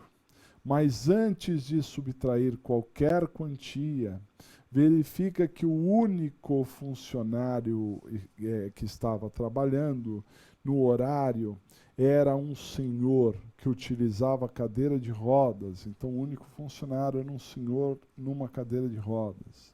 Arrependido, isso daqui é muito importante, né? Isso daqui vai te dar um detalhe importante aí. Antes mesmo de ser notada sua presença pelo funcionário, deixa o local, sem nada subtrair. Mas, já do lado de fora da loja, é surpreendido por policiais militares. Estes realizam a abordagem, verificam que não havia qualquer arma com Leonardo. Esclarecem que Roberto narrara o plano criminoso do vizinho para a polícia. Tomando conhecimento dos fatos, o Ministério Público requereu a conversão da prisão em flagrante em preventiva e denunciou Leonardo como incurso nas sanções penais do artigo 157, parágrafo 2º, inciso 1º, combinado com o inciso 2, ambos do Código Penal. Após a decisão do magistrado competente, qual seja o da primeira vara criminal de Belo Horizonte, Minas Gerais, ok? É essa a comarca, tá certo? De conversão da prisão e recebimento da denúncia, o processo teve seu prosseguimento regular. O homem que fora ameaçado nunca foi ouvido em juízo, pois não foi localizado. E na data dos fatos demonstrou não ter interesse em ver Leonardo responsabilizado. Em seu interrogatório, Leonardo confirma integralmente os fatos inclusive destacando que se arrependeu do crime que pretendia praticar. Então, quando o seu cliente confirma, quando o seu cliente fala coisas, você tem que seguir o mesmo padrão. Constava no processo a folha de antecedentes criminais do acusado, sem qualquer anotação, e a folha de antecedentes infracionais, ostentando uma representação pela prática de ato infracional análogo ao crime de tráfico, com decisão definitiva de procedência da ação socioeducativa. O magistrado concedeu prazo para as partes se manifestarem em alegações finais, pormemoriais. O Ministério Público requereu a condenação nos termos da denúncia. O advogado Leonardo, contudo, renunciou aos poderes, razão pelo qual, de imediato, fiquem atentos a isso, né? O magistrado abriu vista para a Defensoria Pública apresentar alegações finais. Em sentença, o juiz julgou procedente a pretensão punitiva estatal. No momento de fixar a pena base, reconheceu a existência de maus antecedentes em razão da representação julgada procedente em fato de Leonardo enquanto era inimputável, aumentando a pena em 6 meses de reclusão por conta desse maus antecedentes, né? Não foram reconhecidas agravantes ou atenuantes. Na terceira fase, incrementou o magistrado em 1/3 a pena, justificando ser desnecessária a apreensão de arma de fogo, bastando a simulação de porte do material diante do temor causado à vítima. Com a redução de 1/3 da modalidade tentada, pela modalidade tentada, a pena final ficou acomodada em 4 anos de reclusão. O regime inicial de cumprimento de pena foi o fechado, justificando o magistrado que o crime de roubo é extremamente grave e que atemoriza os cidadãos de Belo Horizonte todos os dias. Intimado, o Ministério Público apenas tomou ciência da decisão. A irmã de Leonardo o procura para, na condição de advogado, adotar as medidas cabíveis. Constituída nos autos a intimação da sentença pela defesa, ocorrida em 8 de maio de 2017, segunda-feira, deu o dia da semana, inclusive, sendo terça-feira dia útil em todo o país. Com base nas informações expostas acima e naquelas que podem ser inferidas no caso concreto, redija a peça cabível, excluída a possibilidade de habeas corpus no último dia do prazo para interposição. E aqui já é uma dica, né? Você está falando que é o último dia do prazo para interposição, o que a gente interpõe é um recurso, sustentando todas as teses jurídicas pertinentes. Então, no último dia do prazo para interposição, você deve entrar com um recurso, ok? O problema é longo, o problema é extenso, o problema deve ter te causado um problema, porque este problema ele foi feito antes de uma alteração, ele caiu na prova antes de uma alteração feita na lei, e isso se deu em abril de 2018, né? E, portanto, o artigo 157, parágrafo 2º, inciso 1º foi revogado, mas não tem problema, não vai interferir aqui, por isso nós resolvemos manter este problema, né, dada a sua importância, relevância, vários aspectos aqui, mas vamos entender diante desse novo conceito, né, para que você consiga analisar todas as regras pertinentes aqui, tudo que der para discutir neste problema. A única coisa que você não pode fazer de jeito nenhum, aliás, não pode cair nessa, é ficar parado, olhando com cara de paisagem. Por que você vai ficar olhando com cara de paisagem? Olhando no horizonte, assim, como quem busca no horizonte uma solução, né? O professor diz que eu tenho que ficar calmo, então eu vou ficar calmo, calma, calma aí, deixa eu pensar. Não tem isso, porque prova da OAB não é adivinhação. Você não vai adivinhar o que é certo, o que é errado aqui. Você tem que construir o seu caminho. Você tem que encurtar este caminho, né? Você tem que fazer um atalho para poder chegar às soluções. E nós criamos esse mapa para você, né? Nós te damos essa bússola para que você consiga se localizar. Essa bússola chama raio-x esqueleto.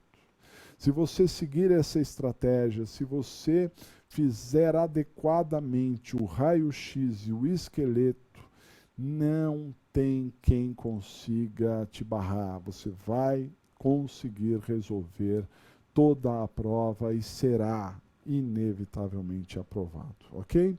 Então vamos para a análise do problema, vamos primeiro para o raio-x.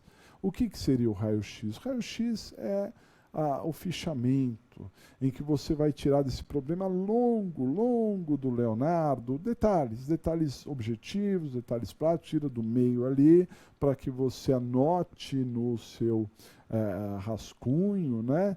Essas informações, e tendo essas informações à parte, isso vai te ajudar muito demais a conseguir desenvolver a prova. Então vamos para o raio-x, dá uma olhada. Análise do problema, né? Raio-x. A primeira coisa que a gente vai buscar é a peça. Desculpe, raio-x. Então a primeira parte aqui do raio-x são 5 perguntas bem objetivas, né? Quem é o nosso cliente? No caso é o Leonardo, né? Aparece ali o nome de outra pessoa, mas é Leonardo quem nos interessa. Ele está na condição de réu ou está na condição de vítima? Ele é réu, Leonardo é réu, isso é importante de se notar, né? O Leonardo está na condição de preso ou na condição de solto? Está preso, tá, pessoal? Leonardo está preso. Vamos voltar lá, ó, só para vocês verem, né? Então, perceba, ó, Leonardo, aqui. Então, desejando comprar, papapá, narrou o plano, dirigiu, simulou, tal. E aqui, né, arrependido, a partir do arrependido, antes mesmo de notar a sua presença, deixa o local e lá fora é preso por policiais militares. Posteriormente, houve a conversão, né, o Ministério Público requereu a conversão e o juiz da primeira vara criminal de Belo Horizonte determinou a conversão, sim, né, da prisão em flagrante em prisão preventiva. E depois o problema não menciona nada se o réu ganhou a liberdade provisória, foi colocado em liberdade, teve relaxada a sua prisão. Não, silêncio total, por isso a gente pode dizer que o Leonardo está, sim, preso, tá? Muito bem, voltando lá, nós encontramos aqui que o Leonardo está preso. Está sendo acusado por que crime? Por que crime? Então ele está sendo acusado de uma tentativa de roubo circunstanciado, de roubo majorado, né? O roubo em si está no artigo 157. O artigo 157 fala do roubo, né? Que é um furto com emprego de violência ou grave ameaça. Então, quando tem violência ou grave ameaça num furto, se torna um roubo, né? Do artigo 157, que tem pena de 4 a 10 anos se consumado. Mas esse roubo é chamado de circunstanciado, porque lá no parágrafo 2º do artigo 157 diz que a pena é aumentada de 1/3 até a metade em algumas condições. Quando caiu esse problema, o inciso 1º, ele estava em vigor ainda. Ele estava em vigor e dizia que havia esse aumento de pena se o agente usasse uma arma. Se ele usasse uma arma. Hoje, você olhando no seu vadimeco, isso se o seu vadimeco for atualizado, evidentemente, né? Mas você olhando para esse vadimeco, você verá que o roubo não é mais majorado pelo inciso primeiro. O inciso primeiro foi revogado, não é? Não tem mais esse emprego de arma. Porém, foi criado o inciso segundo A. Inciso segundo A, né? Aliás, o parágrafo segundo A. E nesse parágrafo segundo A diz que aumentam de 2/3, não é de 1/3 até a metade, sim 2/3 se houver um emprego de arma de fogo. Então, aquelas pessoas que roubavam com emprego de arma e tinham um aumento de 1/3 até a metade, hoje, usando de arma de fogo, terão um aumento de 2/3. Então, roubo com arma de fogo ficou pesado, né? Tem um aumento de 2/3. Muito bem. Só que tem um detalhe importante aqui, que não afeta o problema, mas só para a gente ficar atento. Primeiramente, antigamente, quem usava uma arma branca, estava sim inserido no parágrafo 2º, inciso 1º, porque o parágrafo 2º, inciso 1º, dizia uso de arma, e não discriminava arma branca ou arma de fogo. Então, quem usava arma branca num roubo, uma faca, respondia pelo roubo circunstanciado do artigo 157, parágrafo 2º, inciso 1º. Como foi revogado o inciso 1º e como foi criado o parágrafo 2º A, hoje em dia, o emprego da arma no roubo não torna esse roubo majorado ou circunstanciado, porque a nova redação fala do aumento em 2/3 quando usar arma de fogo, é específica, arma de fogo, e não simplesmente arma. Então, a situação melhorou, né, para o réu. Por esse aspecto, se ele usava uma arma branca, ele tinha um aumento de 1/3 até a metade. Hoje ele não tem mais esse aumento. A mudança na lei piorou para o réu, para aqueles que usavam arma de fogo, porque aqueles que usavam arma de fogo tinha sim o aumento de 1/3 até a metade, e doravante, desde abril de 2018, quem usa arma de fogo não tem aumento de 1/3 até a metade, não, tem o aumento fixo de 2/3. Então, nesse aspecto, piorou. Correto? Entenderam a questão da arma branca e da arma de fogo? E o simulacro, e o fingimento, e a arma de brinquedo? Bom, o entendimento jurisprudencial que já era aplicado antes dessa mudança da lei era de que, para que o roubo fosse realmente circunstanciado, que o roubo tivesse uma pena maior, ele precisava sim usar arma, tinha que usar, não fingir que estava armado, não usar uma arma de brinquedo.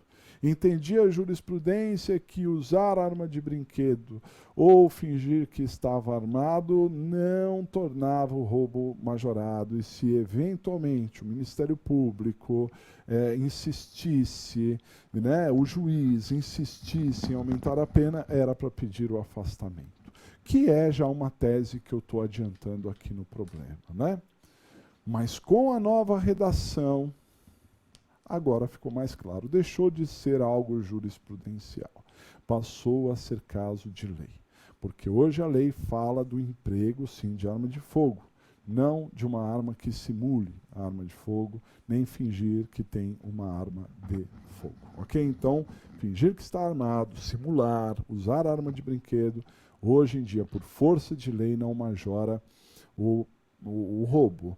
Na época desse problema, também não majorava, porque a lei falava do emprego de arma, não da utilização de um fingimento ali. Tinha que ter potencialidade lesiva, né? Esse era o entendimento da jurisprudência, que nós vamos manter aqui para esse problema, mas, repito, se fosse um problema mais atual, se esse problema caísse hoje em dia, você responderia que, por força de lei, artigo 157, parágrafo 2º-A, só o emprego de arma de fogo é que tornava o roubo majorado, ok?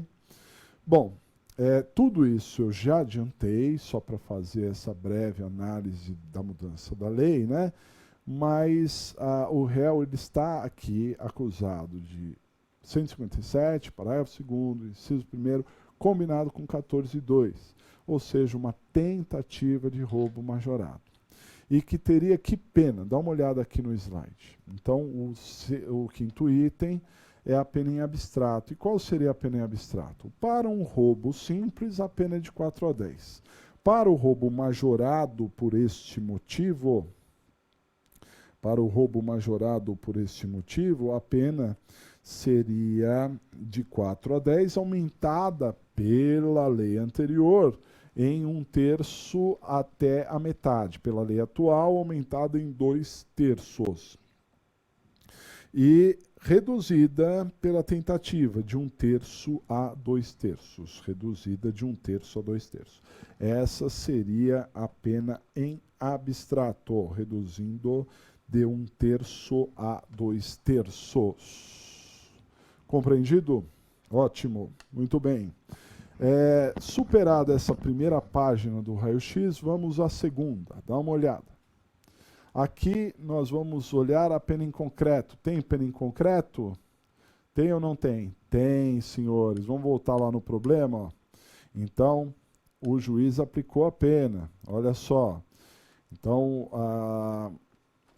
o magistrado julgou procedente, conforme a gente está colocando aqui, julgou procedente, e no momento de fixar a pena base, reconheceu maus antecedentes, aumentando em 6 meses, como a gente já tinha colocado aqui, aumentando em 6 meses a pena base. A pena base era de 4 anos, aumentou em 6 meses. Né?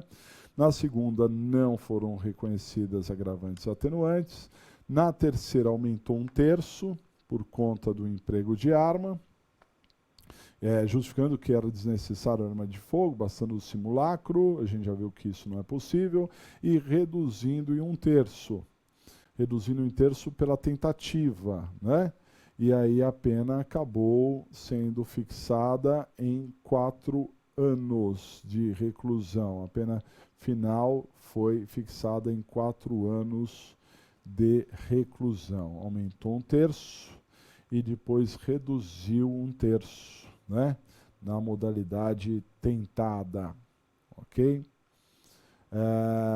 E ela ficou acomodada em 4 anos. O regime inicial, fechado. Então, a pena foi 4 anos no regime fechado. 4 anos no regime fechado, essa seria a pena em concreto.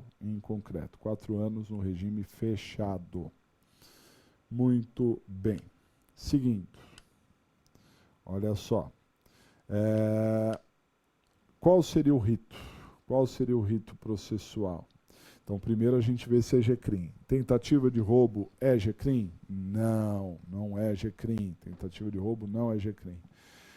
Aí nós vamos ver se é especial. Seria algum procedimento especial? De jeito nenhum. Não entra em nenhum daqueles 5 procedimentos especiais. Então, só pode ser ordinário ou sumário. No caso aqui, ordinário. Ordinário, porque a pena máxima é maior ou igual a 4 anos. Como a pena, não é nem a pena em concreto, é a pena em abstrato.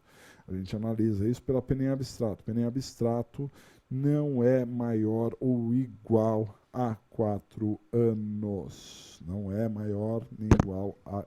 Aliás, a pena em abstrato é sim maior ou igual a 4 anos, portanto o rito é ordinário. E a ação penal pública incondicionada, né? Porque a lei não fala nada, não menciona, então a ação é pública incondicionada. Sobre datas nós temos uma data aqui importante, que é essa data, que a defesa foi intimada, né? Então ela foi intimada em 8 de maio, que é uma segunda-feira, e nós temos que entrar com recurso no último dia, 8 de maio, segunda. Então temos que entrar com recurso interpor no último dia. Compreendido? Legal?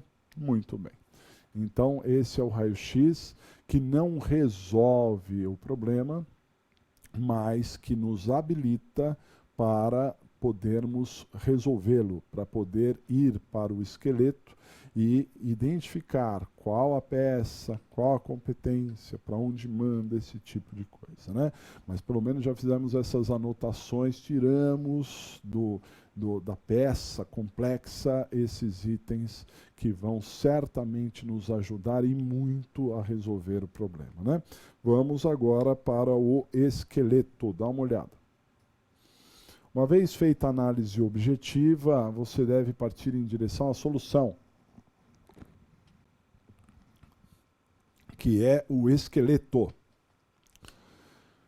Primeiro, momento processual. Para encontrar a peça, você deve analisar em qual momento processual seu cliente está. Temos, a rigor, 4 momentos processuais. O momento 1 é antes do recebimento da denúncia ou queixa. Momento 2, após o recebimento da denúncia ou queixa e antes da sentença. Momento 3, após a sentença e antes do trânsito em julgado. E o momento 4, após o trânsito em julgado. Então eu pergunto aos senhores, já teve sentença? Teve ou não teve? Teve. Então eliminamos o momento 2 e eliminamos o momento 1, porque tanto o momento 2 quanto o momento 1 são antes da sentença. Nós tivemos já a sentença, né? Então só pode ser ou o momento 3, após a sentença, ou o momento 4, após o trânsito em julgado. A diferença do 3 e o 4 é exatamente se já transitou em julgado ou não. Pergunto aos senhores, a sentença já transitou em julgado? Não, né, senhores? Se ela não transitou em julgado, porque o réu, a defesa acabou de ser intimada, né? Então nós estamos neste momento aqui, ó. Dá uma olhada. Estamos no momento 3.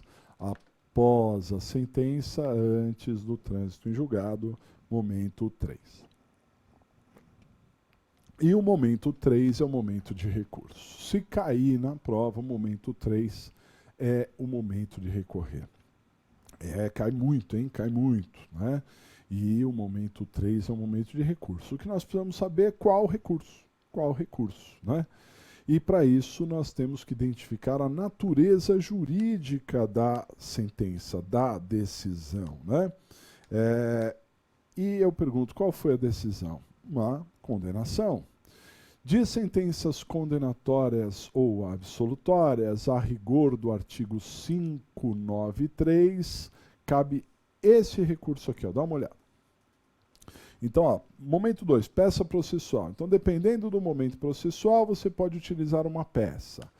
Estando o réu no momento 3, é caso de recurso. E quando o réu é condenado ou absolvido, o recurso correto é apelação. Isso nos termos do artigo 593, inciso 1º do Código de Processo Penal. 593.1 do CPP. Ok? Sentenças condenatórias, sentenças absolutórias, 593.1 do CPP. E a apelação tem um prazo de 5 dias para a interposição. 5 dias, né? Então nós anotamos lá uma data, né? Que data? Era 8 de maio de 2017, uma segunda-feira. 8 de maio de 2017, uma segunda-feira. Então, terça-feira é dia útil. Assim sendo, eu começo a contagem quando? No próximo dia útil. Se 8 de maio era uma segunda, 9 terça, 10 quarta, 11 quinta, 12 sexta, 13 sábado. Sábado não é dia útil, portanto, o dia da peça fica para segunda-feira, dia 15. Né? Então, era 15 de maio, a data de 2017 que você deveria colocar aqui na sua apelação, na data da interposição.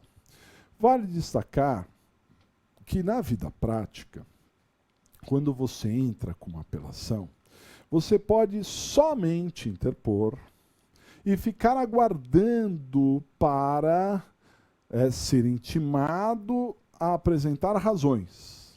Você pode só interpor, entra com uma petiçãozinha, uma folha, o juiz recebe o recurso e intima para apresentar razões, e aí você teria um prazo suplementar de 8 dias para apresentar as razões. Mas na prova da OAB você não tem 2 prazos. Então, quando você interpor, você tem que interpor já com as razões.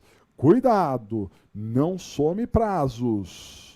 É para você interpor já com as razões no prazo da interposição, que nós acabamos de mencionar em 5 dias. Então, no prazo da interposição, você não vai só interpor, porque isso é pouco. Você tem que interpor já com as razões. As razões estão anexadas. Então, no prazo de 5 dias, que é o prazo da interposição, você interpõe com as razões. Não vá somar 5 com 8, que você vai se dar muito mal. Por outro lado, se o problema dissesse que o advogado já recorreu, se o réu já manifestou interesse em recorrer, aí não era para interpor. Aí era simplesmente para pedir a juntada das razões. Aí o prazo seria de 8 dias, ok? Porque o advogado que o antecedeu já recorreu, porque o réu já recorreu, aí seria só pedir a juntada no prazo de 8 dias. Correto? Aqui é interposição com razões no prazo de 5 dias da apelação. Bom, competência. Vamos dar uma olhadinha. Então vejam só, competência. Descoberta a peça adequada e a sua estrutura, você precisa definir a competência. E para isso você deve usar do seguinte método. Que método você vai usar? Olha só. Verifique para qual instância você se manifestará. Se é para a primeira instância, para um juiz, se é para a segunda, para um tribunal, ou se é para a terceira instância, para um tribunal superior. Devo lembrar os senhores que todo recurso no processo penal, sem exceção, deve ser interposto na instância que deu a decisão. E quem deu a decisão aqui foi a primeira instância, foi o juiz lá da Vara Criminal de Belo Horizonte, né? Foi ele que deu a decisão. Se ele deu a decisão, nós precisamos entrar com apelação para ele. Mas ele é o juízo ACO, interposição. Também tem um tribunal, porque as razões nós vamos mandar para um tribunal, ok? Que está acima da Vara Criminal de Belo Horizonte, que seria o Tribunal de Justiça de Minas Gerais, né? Então, guardem isso. Quando é recurso, você tem que ver as 2 instâncias e manifestar no recurso. Interpõe na instância que deu a decisão e pede para que as razões subam para o tribunal, no caso, o Tribunal de Justiça de Belo Horizonte. Ok? Você identificou a instância e, dentro da instância, o assunto é roubo. Não seria juizado especial criminal, não seria júri, não seria federal. Vara criminal, né? Vara criminal de Belo Horizonte, conforme menciona o problema. E acima dele, o Tribunal de Justiça de Minas Gerais. Compreendido? Legal. Teses. Dá uma olhada. Então, definida a peça e a competência, é o momento de se encontrar a ou as teses. Grife no problema apresentado todos os pontos discutíveis. E quais seriam os pontos discutíveis? As opiniões. As opiniões que podem não refletir a realidade. Consta na denúncia a opinião do promotor, o juiz na sentença, a opinião do juiz, e o problema fala muito da opinião do juiz, né? A testemunha mencionou, o réu falou, aqui fala do réu, né? Se o seu cliente fala, o que você fala. Então, todas essas opiniões devem ser analisadas. E os dados técnicos que nem sempre foram feitos em concordância com a lei, por isso também são pontos discutíveis. Preferiu-se a competência, né? Pode ser errada a competência. Na citação oficial de justiça agiu assim ou assado, pode ser errada a citação. Na sentença, o juiz condenou a um regime, pode não ser o regime certo, etc, etc. Né? Essas são as opiniões e os dados técnicos. Ok? Bom, um recurso, quando cai na prova da OAB, é um assunto muito, mas muito importante. Por quê? E fácil até de você desmembrar as teses. Por quê, senhores? Porque você já tem uma sentença e você não concorda com essa sentença. Então, qual tese você vai utilizar? Você vai rebater todos os pontos da sentença. Tudo que o juiz disse, você tem que arrumar argumentos contrários, né? Então perceba que o réu foi condenado. Primeiramente, precisamos ver se tem elementos para absolvê-lo. Será que não tem algum assunto que poderia levar à absolvição do réu? Esse é um ponto para ser analisado, né? E aqui eu posso dizer que tem sim.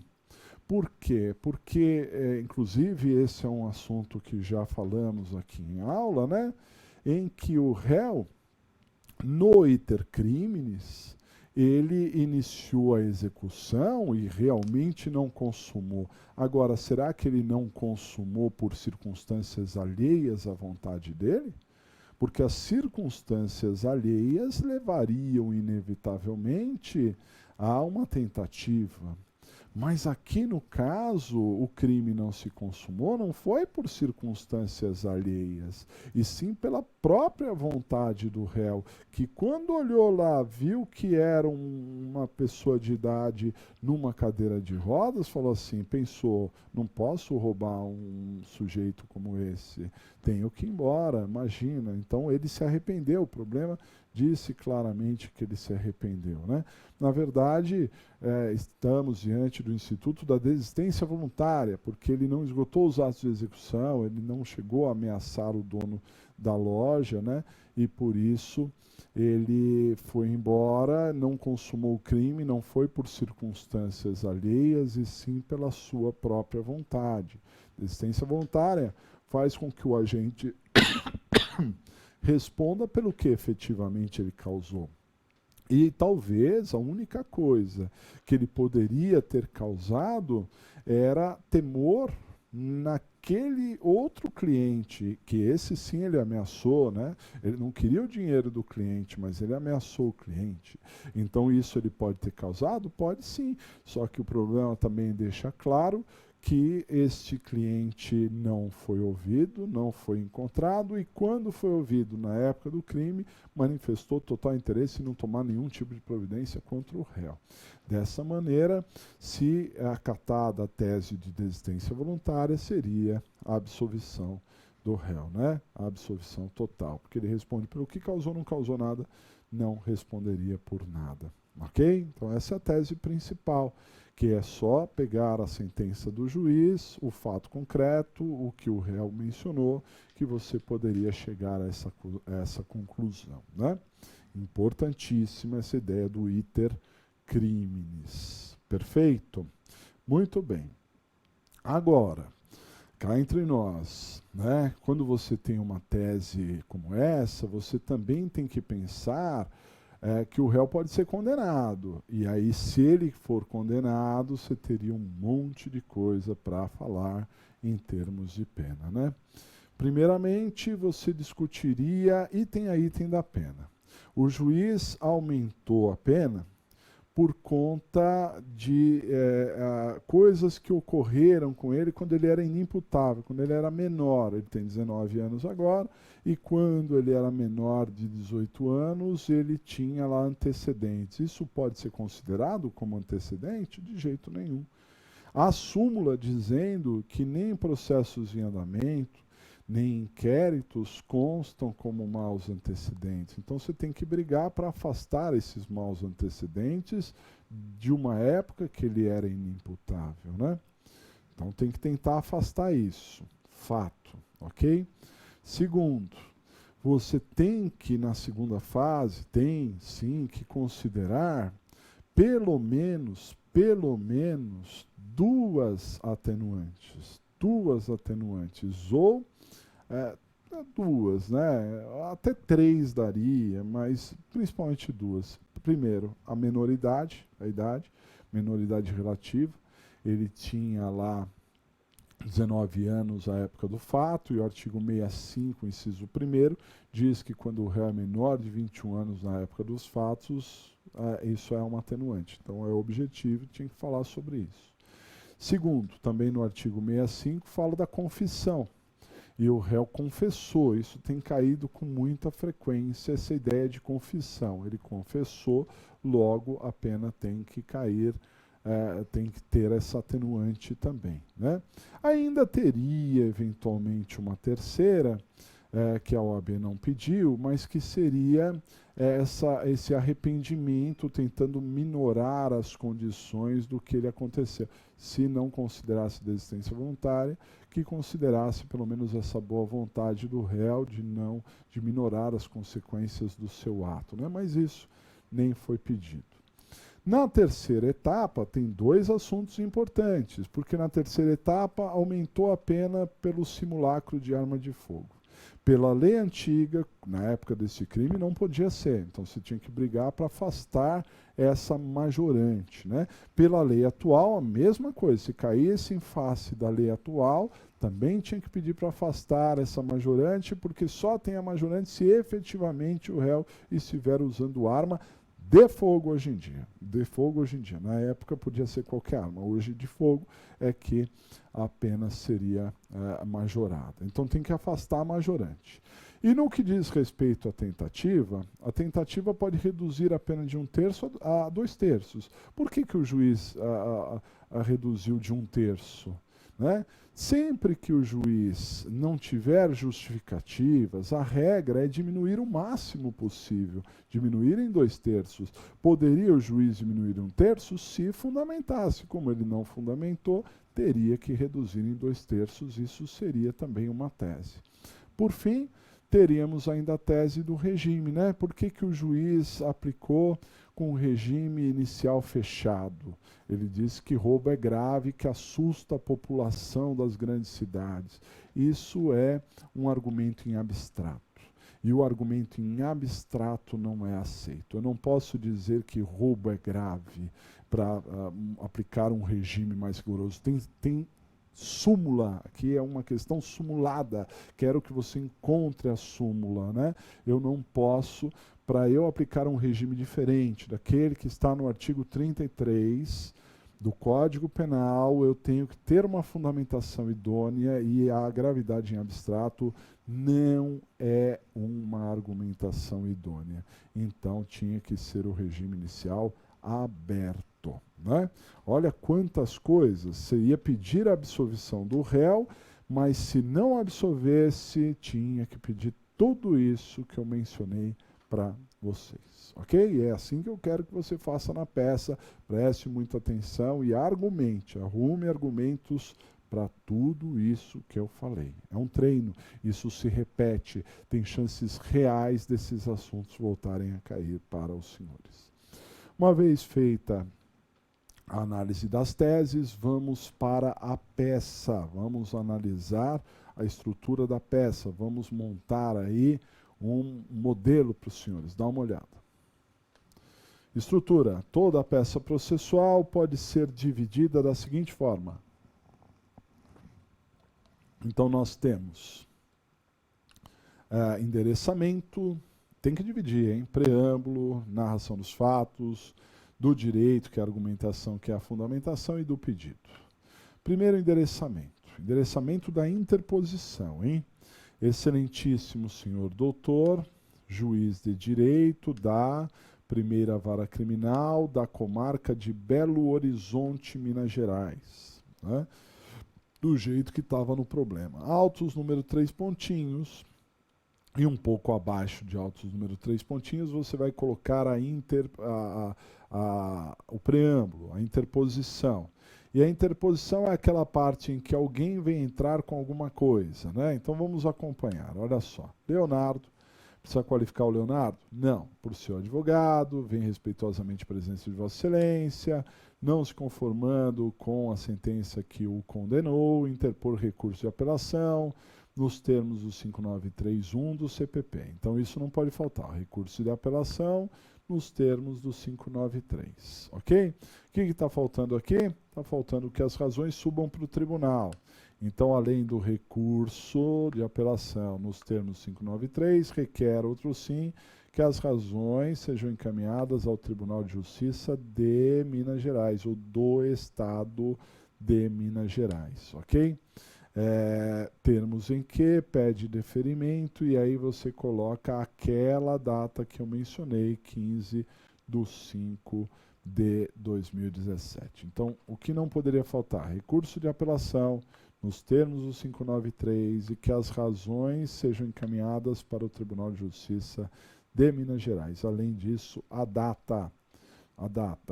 Tudo isso em uma única folha, hein, pessoal? Aí na outra folha, aí você iria para a segunda folha, e na segunda folha você ia colocar lá em cima razões de apelação, apelante, que é o Leonardo, apelada, que é a Justiça Pública, que são as partes, e as saudações de praxe. Então são esses 3 itens que não podem faltar, né?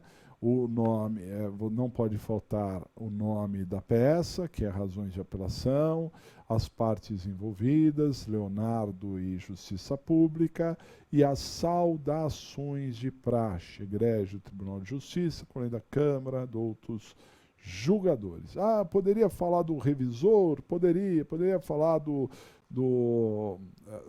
relator? Sim. Do MP? Sim, mas basta, essas 3 já é o suficiente. Aí um pouquinho abaixo, mais ou menos por aqui, pulando uma linha, você começaria a descrever os fatos, narrar o que aconteceu, o histórico, para entender o que se passou até ali, e depois desenvolver todas as teses, aqui teses de mérito, todas as teses, né? Um parágrafo para cada tese. E depois pedir para que seja dado provimento ao recurso, ou apelação, que seria o termo mais específico, para absolver o apelante nos termos do artigo 593, nos termos do artigo 386, inciso 3º, 386, inciso 3º, porque é fato atípico, né, no iter criminis, ou para, e aí você vai falar, aplicar a pena base no mínimo, considerar as atenuantes, né? Afastar a causa de aumento, reduzir a pena pela tentativa em 2/3, aplicar o regime inicial aberto. E, como ele está preso, até alvará de soltura você poderia pedir. Até alvará de soltura. Não é muito certo pedir alvará de soltura numa apelação, mas já teve precedente. Então, a partir do momento que tenha um precedente, está preso, peça alvará de soltura. Ok? Coloca o local, a data que é 15 de maio de 2017, advogado, OAB 3 pontinhos, e o seu modelo vai ficar muito bom. Vou pedir isso para casa, dá uma olhada na nossa lição de casa. Na folha de provas, faça à mão a petição, que é uma apelação, né? E escaneie, tire fotos e mande no prazo prorrogável de 3 dias para este e-mail aqui. Não se esqueçam, hein? Vou pedir, não é para entregar, para você fazer raio-x e esqueleto do problema 6, para a gente corrigir na próxima aula. Vou pedir para você resolver as questões aí do final da sua apostila, né? A questão de 9 a 12. E vou pedir para você assistir a primeira aula do aprimoramento, que são as questões que estão aí, que são aquelas que você já fez de 1 a 8. A primeira aula de aprimoramento são as questões de 1 a 8, como você já fez, você está apto para assistir. Legal, pessoal? Muito bem, uma satisfação estar aqui com vocês. Vamos ficando por aqui. Um grande abraço, até a próxima.